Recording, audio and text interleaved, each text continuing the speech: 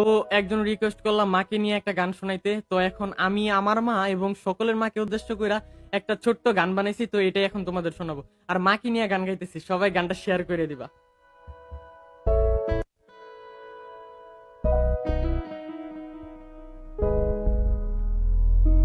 মা, তুমি ছেড়ে আমায় যেও না, তুমি জান্নাতের ঠিকানা।